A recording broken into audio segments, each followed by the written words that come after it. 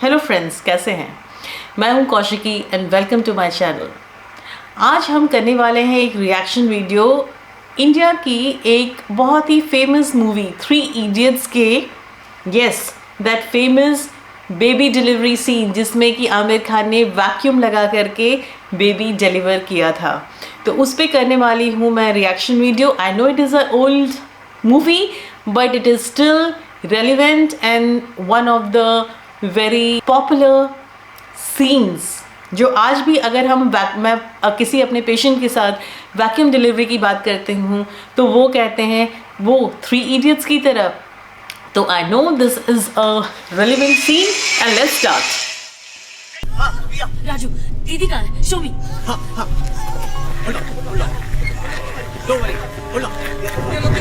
दीदी, सब ठीक हो जाएगा। मैं हूँ तुम्हारे पास, ओके? रांचो, जब दुनिया में हॉस्पिटल्स और डॉक्टर्स नहीं थे तब भी बच्चे पैदा होते थे। दीदी की डिलीवरी तुम लोग करोगे। वेल, ये सही कह रही हैं कि जब हॉस्पिटल्स नहीं थे तब भी डिलीवरीज होती थी और दाइज उनको डिलीवर कराया करती थी। पर दाइज को भी थोड़ी बहुत ट्रेनिंग तो होती होगी। एक ले पर्सन जिसने कि कभी डिलीवरी नहीं कराई है और सामने उसको डिलीवरी कराना पड़े और सामने में खून हो और भी बहुत कुछ हो, तो it can be a bit horrifying and terrible for the person. लेकिन ठीक है, हो सकता है कि कोई शेर दिल हो इनकी तरीके से तो वो कर सकता है, बट इतना आसान भी नहीं है। इसको देख करके ऐसा मिसलीड नहीं हो जाइएगा कि अगर आपको कोई भी एक्सपीरियंस नहीं है डिलीवरी का और अगर आपको फ्लाइट में ऐसे शाउट होता है, अनाउंसमेंट होती है कि कोई लेडी फुल्ली डायलेटेड है, तो जा करके वॉलंटियर नहीं कर दीजिएगा कि मैं तो डिलीवरी करा सकता हूँ या करा सकती हूँ, अगर आपको प्रीवियस एक्सपीरियंस नहीं है बेबी डिलीवरी का।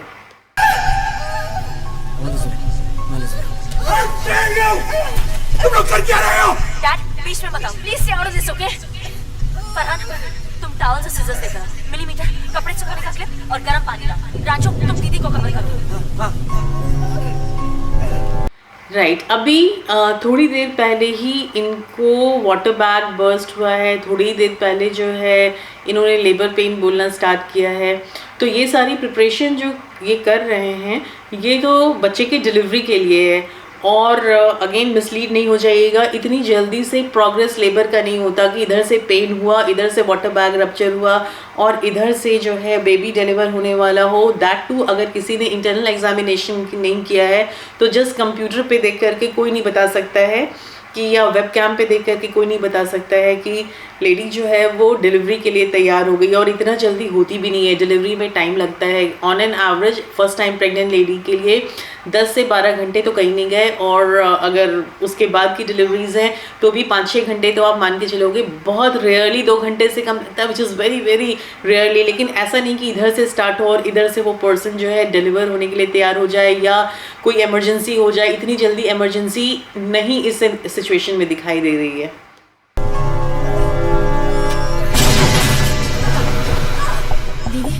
पुश करो।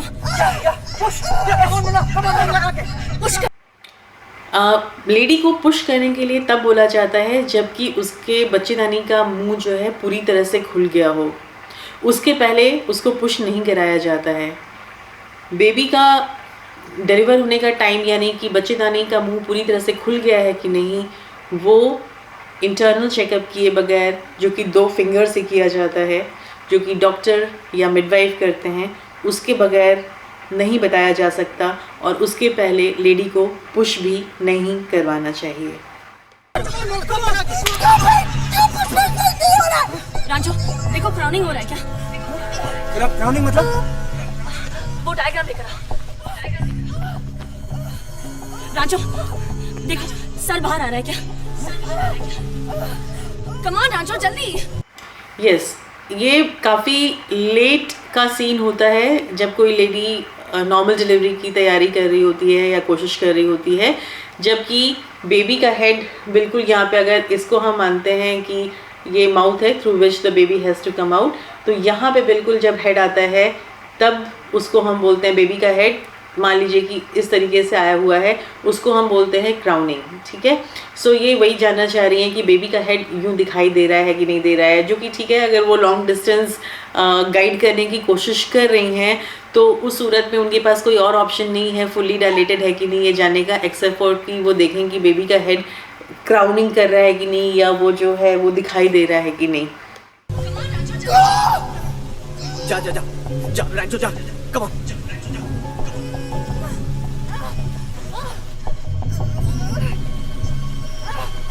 नहीं नहीं, नो क्राउनिंग नहीं आ रहा है। दीदी प्लीज पुश करो। मोना अगेन विदाउट नोइंग कि वो लेडी फुल्ली डायलेटेड है या नहीं है, उसको पुश करवाने का कोई मीनिंग नहीं होता है।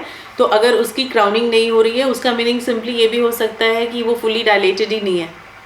तो ये बहुत ही अनसेफ सी चीज़ हो सकती है। तो ऐसे कभी सिनेरियो में पड़ें तो कभी भी पुश मत करवाना स्टार्ट कर दीजिएगा विदाउट नोइंग कि वो उसका अंदर का सिचुएशन क्या चल रहा है। मोना वो थक गई है पिया, उठाओ उसे। अगर वो पुश नहीं करेगी तो बहुत प्रॉब्लम हो जाएगा। वैक्यूम कब लगाना पड़ेगा ना पिया? वहाँ कहाँ मिलेगा वैक्यूम का? वैक्यूम का क्या होता है? कि कैसा होता है? क्या करते हैं उससे?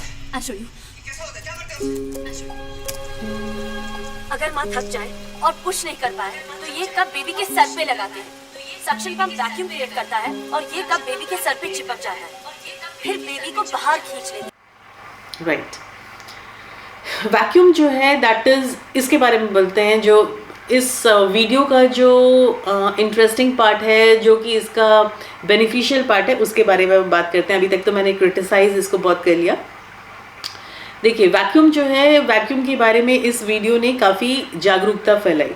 वैक्यूम एक डिवाइस होता है जो कि कप के शेप का होता है और उसमें वो एक सक्शन मशीन से कनेक्टेड होता है। तो कई बार ऐसा होता है, या तो जैसे इन्होंने बोला कि लेडी फुली डायलेटेड है और थक गई है और पुश नहीं कर पा रही है, और वो कब तक, कम से कम हम 1 या 2 घंटा वेट करते हैं और उसके बाद ऐसा नहीं कि इधर से 2 पुश में अगर उनसे नहीं आ पा रहा है तो वैक्यूम नहीं लगाते हैं, क्योंकि वैक्यूम लगाने के अपने भी डाउन साइड होते हैं। अंदर में इंजरी हो सकती है, हिमरेज हो सकता है। तो कभी भी कोई भी चीज़ हमें तभी करनी चाहिए जबकि वो हमें फ़ायदा ज़्यादा दे रही हो और नुकसान कम दे रही हो। तो वैक्यूम कप जो है उसको बेबी के यहाँ पे, इस जगह पे फिट करते हैं, राइट। उसको आप कहीं पे भी यहाँ इधर ऐसे नहीं लगाएंगे, इस जगह पे लगाते हैं। और उसके लिए जो है डॉक्टर का ट्रेंड होना ज़रूरी है। तो ये कह देना कि जस्ट आप जाओ और जा करके उसको सिर पे कहीं पे भी लगा दो, that is not what makes vacuum delivery safe. So vacuum delivery इतना आसान भी नहीं है जितना आसान की इस वीडियो में दिखाया गया है कि कोई भी उसको जाए और उसको सिर पे लगाए और बेबी को खींच ले। It is not so easy. And तो इस वीडियो में थोड़ा उसको मे बी उनका इंटेंट ये था दिखाने का कि how Rancho is such a innovative brain, कि जिसने कुछ नहीं होने से वहाँ पे एक वैक्यूम मशीन क्रिएट कर ली। वो तो बहुत अच्छी बात है, लेकिन जो प्रोसीजर को जिस तरीके से दिखाया गया है ट्रिवियल, उतना ट्रिवियल नहीं होता है। इसके लिए बाकायदा ट्रेनिंग की ज़रूरत होती है और बाकायदा पोजीशंस होते हैं जिस पे कि उसको लगाया जाता है। नॉट इवन जो बहुत सारे डॉक्टर्स होते हैं वो भी इसके लिए प्रॉपरली ट्रेंड नहीं होते हैं। तो ले पर्सन को तो हम बिल्कुल नहीं एक्सपेक्ट कर सकते हैं कि वो लगा पाएगा सही पोजीशन पे। मैं ये बना सकता हूँ। I can make it. कैसे? Vacuum cleaner sir. Vacuum cleaner? Yes sir, vacuum cleaner. पर वैक्यूम क्लीनर का प्रेशर बहुत ज्यादा होता है रैंचो। प्रेशर मैं कंट्रोल कर लूंगा। वहाँ है वैक्यूम क्लीनर? है मेरे ऑफिस में। फरहान जल्दी जा, सर के ऑफिस से लेके आ। ओके। ये चाबी।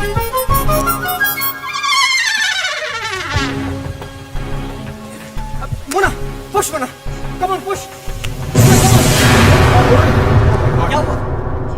क्या हुआ?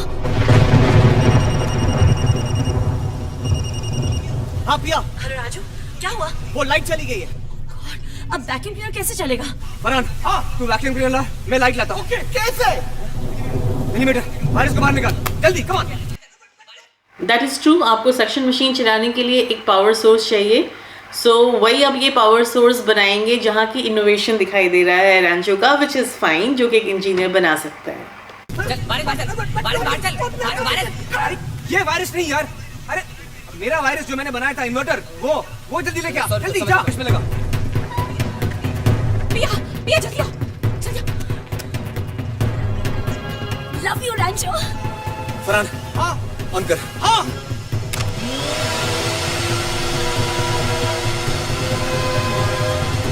पिया, सेक्शन कितना होना चाहिए? 0.5 से ज्यादा नहीं रैंचो। या दैट इज़ इम्पॉर्टेंट कि जब सक्शन मशीन बेबी के सिर पे लगाया जाता है तो उसका प्रेशर जो है वो एडजस्टेड होना चाहिए as per the guidelines, because अगर बहुत ज़्यादा सक्शन प्रेशर होगा तो वो बेबी के हेड को इंजर कर देगा। इसलिए ये सही है कि प्रेशर जो है वो ऑप्टिमल होना चाहिए। फरहान 0.5 कवर कर। हाँ 0.5 ओके। वैक्यूम क्लीनर से डिलीवरी 20 साल के करियर में आज तक नहीं देखी। फरहान ऑफ कर। हाँ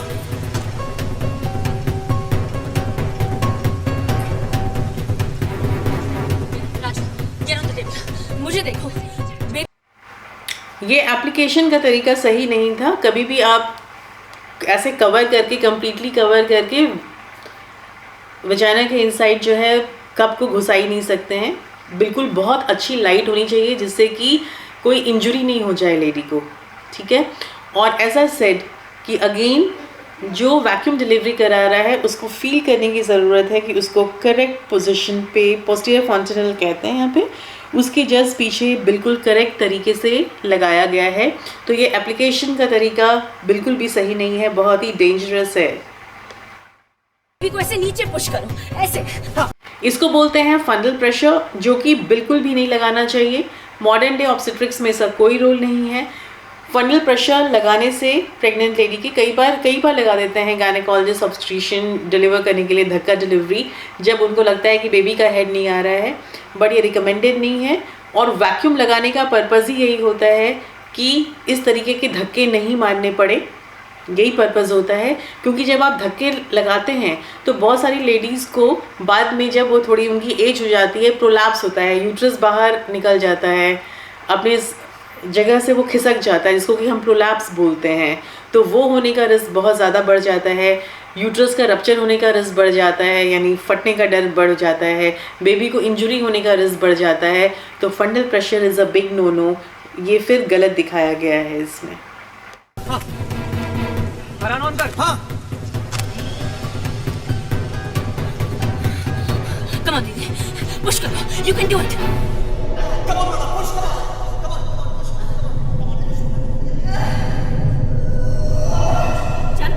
This shouldn't be done. इससे यूट्रस रप्चर हो सकता है, as I said, और there is something called uterine inversion, वो हो सकता है, बेबी को इंजरी हो सकती है। जो तरीके से ये मिस्टर जोशी धक्का मार रहे थे, बिल्कुल भी नहीं, बिल्कुल गलत है।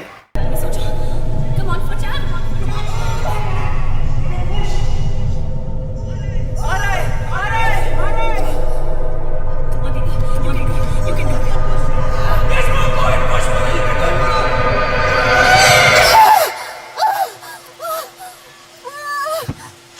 Congratulations. फरहान बंद कर। हाँ बंद किया।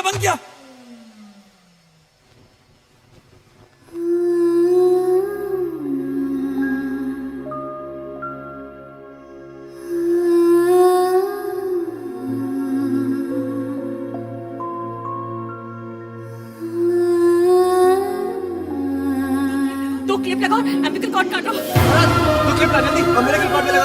ये ले कैंची ला कैंची। टावल। यहाँ पे तो इन्होंने, क्योंकि अवेलेबिलिटी नहीं थी साधनों की, ये दिखाया जा रहा है, तो इसमें इन्होंने लगा दिया है टॉवल क्लिप वगैरह। इंडियन सेटिंग में कई बार गांव में और इसी तरीके से हाइजीन नहीं मेंटेन किया जाता है और अनस्टेराइल चीज़ें यूज़ कर दी जाती हैं, जिससे कि नियोनेटल बच्चों में होने वाला टेटनस हो सकता है, जो कि जानलेवा हो सकता है। तो ठीक है, इस पर्टिकुलर सिनेरियो के लिए क्योंकि दिखा रहे हैं अवेलेबिलिटी नहीं है, तो ऐसे में फिर वो बच्चे को टेटनस का वैक्सीन लगना चाहिए और मदर को भी लगना चाहिए, अगर प्रोसीजर इस तरीके से अनस्टेराइल होता है। तो बिल्कुल ही स्टेराइल इंस्ट्रूमेंट्स जो होते हैं वो ideal day to day life में इस्तेमाल होना चाहिए। और इसी टेटनस से बचाने के लिए जो है मदर्स को इंडियन सेटिंग में टेटनस के जो 2 शॉट्स लगते हैं वो इसीलिए लगते हैं क्योंकि इंडियन गांव में जो है अभी भी neonatal tetanus is a reality because unsterile technique use होती है।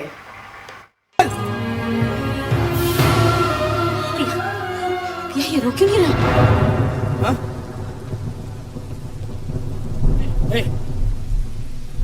Hey, Champ! राजू, उसके बैक को रब करो। Hey, Champ! Come on, Champ! Champ, come on! नहीं, कुछ नहीं हो रहा है। उसके मुंह में हवा ब्लो करो। Come on! Come on, Champ!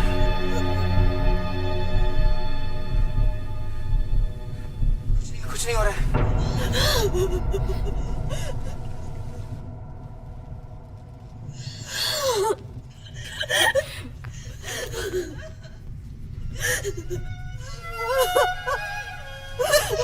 कई बार वैक्यूम डिलीवरी के बाद बेबी जो हैं थोड़े शॉक्ड हो जाते हैं, तो it can take while before they start crying. तो ऐसा हो सकता है, नॉर्मल लाइफ में भी होता है। नॉट नेसेसरी कि हर वैक्यूम डिलीवरी के बाद बेबीज नहीं क्राई करेंगी, बट हो सकता है। चुप बोला, चुप। All is well बोल। All is well बोल, all is well।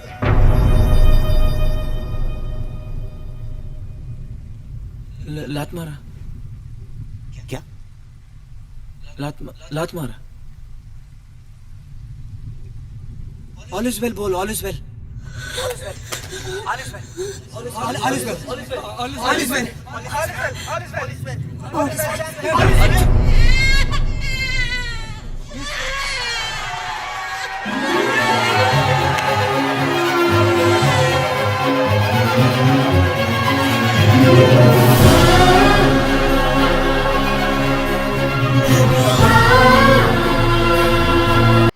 Well done.